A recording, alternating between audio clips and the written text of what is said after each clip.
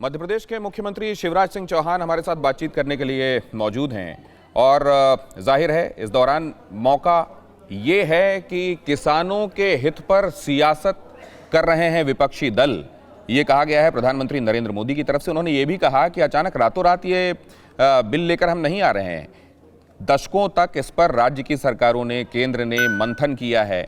वो लोग जो पहले सत्ता में थे वो इन्हीं चीज़ों को चाहते थे कि अमल में लाया जाए, लेकिन क्योंकि वो विपक्ष पर बैठे हुए हैं अब किसानों को बरगला रहे हैं और भोले भाले किसान कई जगह बातों पर आ रहे हैं। असल में किसानों के हित के संदर्भ में ही हम ये कानून लेकर आ रहे हैं, लेकिन फिर भी जिनको असमंजस है, कहीं संशय है, 25 तारीख को एक बार फिर प्रधानमंत्री ने कहा है कि वो किसानों के समक्ष उनकी बातों को लेकर आएंगे।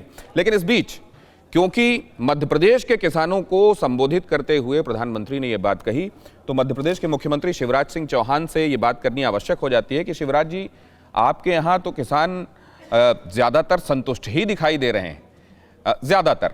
वैसे में प्रधानमंत्री को मध्य प्रदेश के किसानों को संबोधित करते हुए बाकियों को भी संबोधित करना ठीक क्यों लगा होगा? देखिए, मध्य प्रदेश में तो लगातार हमारे कार्यक्रम चल रहे हैं, न केवल किसान कानूनों को लेके बल्कि अलग अलग योजनाओं को लेकर भी हम लगातार किसानों से संवाद करते हैं। मध्य प्रदेश में खरीफ की फसल खराब हुई थी सोयाबीन की, उसकी राहत की राशि किसानों के खाते में 1600 करोड़ रुपया डलनी थी। उसके पहले भी हमने किसान सम्मेलन किए। सच बात तो यह है, देखिए, कि ये तीनों किसान कानून किसानों के व्यापक हित में है। श्रीमान नरेंद्र मोदी जी बहुत दूरदर्शी नेता हैं और किसान हित उनके लिए सर्वोपरि है। वो विजनरी लीडर भी है, न केवल विजनरी है बल्कि विजन को जमीन पर उतारना भी जानते हैं। उसके लिए रोड मैप बनाते हैं और रोड मैप पर चल के लक्ष्य हासिल करने की दृढ़ इच्छा और संकल्प शक्ति भी उनकी है। और इसलिए किसानों की आय दोगुना करने में ये तीनों कृषि कानून मील के पत्थर साबित होंगे। ये मध्य प्रदेश के किसान अच्छी तरह जानते हैं। हमने जगह जगह संवाद करके उनके बीच किसान कानूनों को रखा भी है और उससे बड़ी बात यह भी है कि किसानों को उनका फायदा भी मिल रहा है।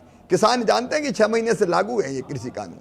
कोई मंडी बंद नहीं हुई, मंडी के बाहर भी अनाज खरीदा जा रहा है, एमएसपी पर भी खरीद जारी है, लेकिन एमएसपी से ऊपर रेट भी मिल रहे हैं कई अनाजों के, और इसलिए उस पर भी किसान अपना अनाज बेच के और प्रतिस्पर्धा में लाभ कमा रहे हैं। तो मध्य प्रदेश में किसान केवल मध्य प्रदेश की बात नहीं करता, मैं मानता हूं कि देश में भी पूरे किसान संतुष्ट है। केवल कुछ लोग बरगला रहे हैं, भ्रमित कर रहे हैं कुछ किसान मित्रों को, तो उनसे भी सरकार लगातार संवाद बनाए रखने की कोशिश कर रही है। लेकिन ये जब ये कहा जा रहा है अब केंद्र की तरफ से कि हर एक बिंदुवार आपत्ति हमको बताई जाए, हर एक क्लॉज पर आपत्ति बताई जाए, तो बदलाव संभव है, ये क्या इशारा है? ये तो इशारा ही है कि कौन से क्लाज में कोई बताए तो कि आपत्ति क्या है। अब मुझे एक ही बात बताइए, सबसे प्रमुख कानून के किसान चाहे तो मंडी में बेचे, चाहे तो मंडी के बाहर बेचे। अभी तक परतंत्र था, जकड़ा हुआ था, मंडी में बेचने के लिए बाध्य था। आप किसान को कैसे बाध्य कर सकते हो कि वो केवल मंडी में ही बेचे? घर पे मुझे कोई अच्छा दाम देगा मैं घर पे बेचूंगा, खेत में देगा मैं खेत में बेचूंगा। पहले ये अवैध था, अब ये स्वतंत्रता किसान को दी। इसमें आपत्ति क्या हो सकती है? कॉन्ट्रैक्ट फार्मिंग, अगर बोते समय मुझे कोई रेट कोई कंपनी बता दे कि मैं इस पर खरीदने को तैयार हूं और मुझे लगता है फायदे का सौदा है, इसमें किसी को क्या आपत्ति हो सकती है? और तीसरी बात, स्टॉक लिमिट क्यों होना चाहिए? अनलिमिटेड व्यापारी खरीदे, जब खरीद बढ़ेगी तो दाम अपने आप बढ़ेंगे। तीनों कानूनों में कुछ भी किसान विरोधी नहीं है, और इसलिए तो हम पूछ रहे हैं कि कौन से क्लाज पे आपको आपत्ति है, कौन से बिंदु पे आपको आपत्ति है, कोई बताए तो। ये आपको लगता है कि आप शिवराज जी कि किसानों को बरगला लेना आज के दौर में, बेशक वो कुछ एक चंक ही हो किसानों का, पूरे तौर पर किसान नहीं हो, कुछ एक किसान हो, लेकिन क्या ये आसान है? क्या वो केवल विपक्षी पार्टियों के बरगलाने में आ रहे हैं, या नया जब कोई चेंज आता है उसके लिए रेजिस्टेंस शुरू में दिखाई देता है? जैसे कंप्यूटर को लेकर भी तमाम लोगों की अपने अपने रिजर्वेशंस, अपने एप्रीहेंशंस थे, ये उस टाइप का कुछ है या ये मिक्स है? देखिए, मुझे लगता है कुछ निहित स्वार्थी लोग, जिनको लगा कि ये तीनों कृषि कानूनों के बाद उनके काम धंधे ठप होंगे, उनने गलतफहमियां पैदा की। अब एक गलतफहमी पैदा की कि मंडी बंद हो जाएगी। हम कह रहे हैं मंडी चालू रहेगी, किसी भी हालत में मंडी बंद नहीं हो सकती। दूसरी बात ये कही गई कि एमएसपी खत्म हो जाएगी। अरे एमएसपी खत्म होने का कोई प्रश्न ही पैदा नहीं होता। एमएसपी पे लगातार खरीद जारी है। एक बात ये फैला दी कि कंपनी किसान की जमीन पे कब्जा कर लेगी। कैसे कब्जा कर लेगी कंपनी किसी की जमीन पे? मार मार के किसान धूल जला देंगे। कोई आसान है कि कोई भी कंपनी घुस जाए किसी किसान के खेत में? इम्पॉसिबल है, असंभव है। ये बेकार की बातें की जा रही है। कौन सी कंपनी में दम है जो किसान की जमीन पर कब्जा कर ले? लेकिन इस तरह के भ्रम के कारण कुछ लोग, मैं कह रहा हूं कि करोड़ों करोड़ लोग, आज मध्य प्रदेश में मैं आपको बताता हूं 22,810 पंचायतों में, 52 जिला मुख्यालयों पर, 237 मंडियों में और उसके साथ 313 ब्लॉक्स पर कृषि विज्ञान केंद्रों में 50 लाख से ज्यादा किसान तो सीधे प्रधानमंत्री जी को सुन रहे थे और 1,91,00,000 प्री रजिस्ट्रेशन हुए थे कार्यक्रम को सुनने के लिए। तो लाखों लाख किसान सुन रहे थे और आपने मध्य प्रदेश में देखा खड़े होकर ताली बजा के नाच के प्रधानमंत्री जी का अभिनंदन कर रहे थे। और इसलिए कंफ्यूजन कुछ लोगों में पैदा किया गया है और जिसको संवाद के जरिए निश्चित तौर पर हम दूर कर देंगे। ऐसी केस स्टडीज हैं क्या शिवराज जी जिनको सामने रखा जा सकता है और बताया जा सकता है कि देखिए ये इन लोगों को देखिए, ये नए कानून के तहत लाभान्वित हुए हैं और इसी तरीके से दूसरे किसान भी लाभान्वित होंगे, अंदेशे की जरूरत नहीं है? मध्य प्रदेश में ऐसी केस स्टडीज हैं? जरूर, मैं एक ही उदाहरण आपको बताता हूं। मध्य प्रदेश का जिला है होशंगाबाद। होशंगाबाद की पिपरिया तहसील, कॉन्ट्रैक्ट फार्मिंग हुई। एक फॉर्चून राइस कंपनी दिल्ली ने किसानों से कॉन्ट्रैक्ट किया कि 3,000 रुपया कुंटल आपकी धान खरीदेंगे। किसानों का नाम भी बता रहा हूं, पुष्पराज पटेल, ब्रजेश पटेल। बाद में कंपनी पलट गई। कंपनी पलटी तो एसडीएम ने नोटिस दिया, बुलवाया और उसके बाद कंपनी को 3,000 रुपये में 3,000 रुपया कुंटल किसान का धान खरीदना पड़ा और पेमेंट करना पड़ा। पहले ऐसा भी होता था कि खरीद लेते थे और किसान का भुगतान नहीं होता था। मध्य प्रदेश के जबलपुर जिले के पाटन तहसील में कृषि उपज व्यापार और वाणिज्यिक अधिनियम 2020 के अंतर्गत कार्रवाई की गई।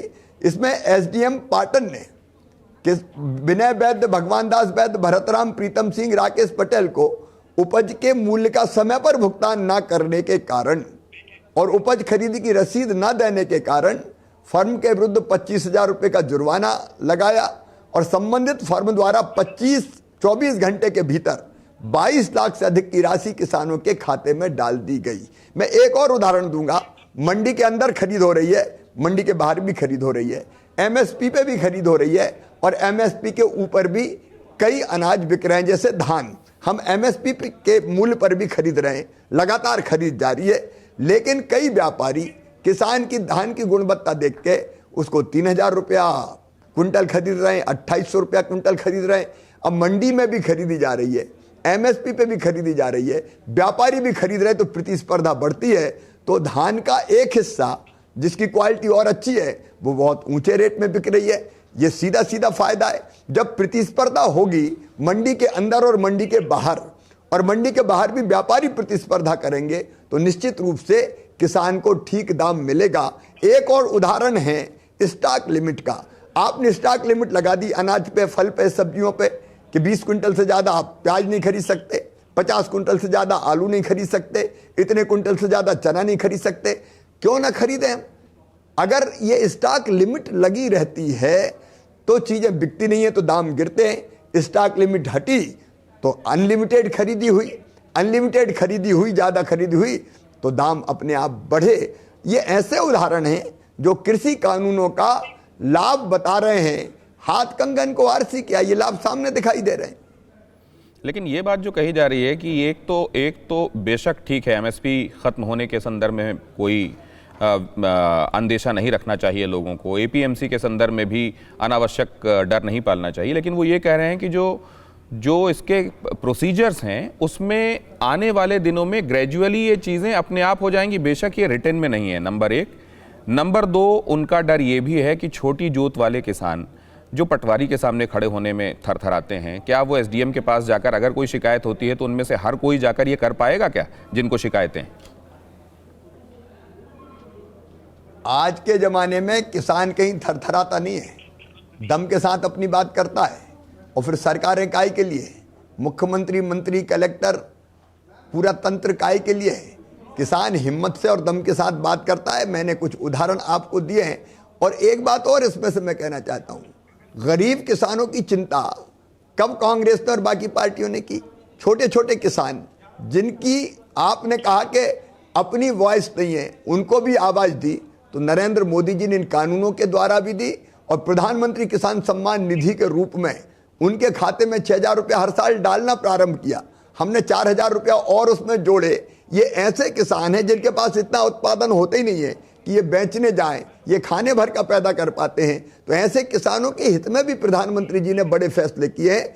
आज किसान को कोई डरा नहीं सकता, हिम्मत के साथ वो अपनी बात करते हैं, कहते हैं। और सरकार का और प्रशासन का काम यह है कि कानूनों के तहत, अगर कानून नहीं होंगे तो मदद नहीं हो पाएगी, लेकिन कानूनों के तहत उनकी मदद करें, उनको सहयोग करें, उनके साथ खड़े रहें। शिवराज जी, एक बात और, जैसे मध्य प्रदेश के संदर्भ में हम बात करें, क्या ये इन कानूनों के संदर्भ में भी ये राज्य पर बहुत हद तक मुनहसर है क्या, कि स्थितियां कैसी बनेंगी, क्या होगा आगे वहां के किसानों के संदर्भ में?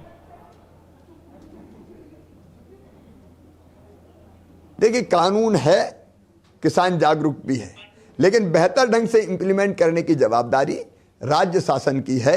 राज्य शासन या लोक कल्याणकारी सरकार, वेलफेयर स्टेट की ये ड्यूटी है कि ठीक ढंग से योजनाओं का और कानूनों का लाभ दिलाए। राज्य सरकारें होती काय के लिए? हमारा काम ही, पहला काम तो गुड गवर्नेंस ही है ना हमारा, कि बिना किसी परेशानी के कानूनों का लाभ, योजनाओं का लाभ किसान को मिले।